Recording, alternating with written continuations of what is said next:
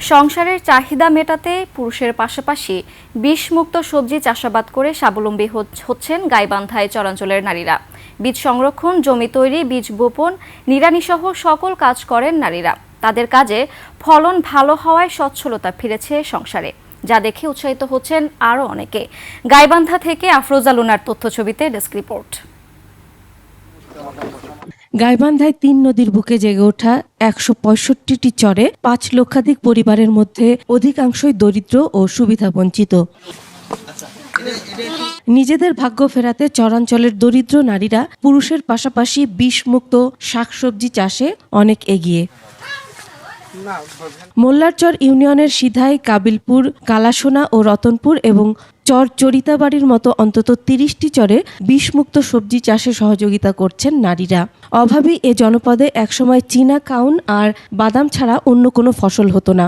এখন ধান, পাট, ভুট্টা, মরিচ সহ নানা জাতের ফসল হচ্ছে। আমরা মনে করো ফসল বিক্রি করি আর আমি পুরুষের দিয়ে মনে করো আর চায়া থাকা লাগে না, আমার হাতে তখন পয়সাটা হয়। এখন সঠিক পদ্ধতিতে জানি ফসলটা আমাদের ভালো হয়, আমাদের ভাইয়েরা বসে থাকা লাগে না। তো আগে তো ভাবছিলাম যে এগুলো বালার মধ্যে আমরা কিছুই করে খাবার পাবার নই, তো এখন দেখি সবই করা যায়।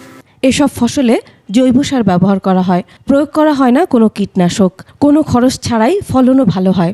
লাউ, কুমড়া, সিমে, বরবটি সব লাগে সব বিক্রি করি, যে টাকাটা পাই এই টাকাটা দিয়ে আমার সংসারে অনেক লাভবান করতে পারি। লিলি হালাল বিউটি সোপ, বিএসটিআই কর্তৃক সনদপ্রাপ্ত দেশের প্রথম হালাল বিউটি সোপ। দীপ্তিময় উজ্জ্বল ত্বকের জন্য 50 টাকা ছাড়া করে ওখানে থাকি, 10 টাকা দেই, সারা স্কুল যায়, ভালো মতো লেখাপড়া করে মন দিয়ে, এটাতে আমরা অনেক শান্তি। আমি আগাম মিষ্টি কুমড়া চাষ করছিলাম, তখন 8,000 টাকা বিক্রি করছি। 8,000 টাকা বিক্রি করে কিছু সংসারে আয় উন্নতির রোজগার করছি। এই চাষাবাদে সব ধরনের সহযোগিতা দেওয়ার কথা বলছে উপজেলা প্রশাসন।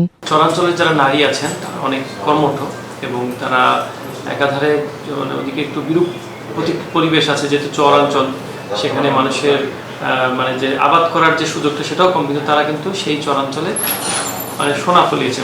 Masum আলিসা, desk report, 21 television.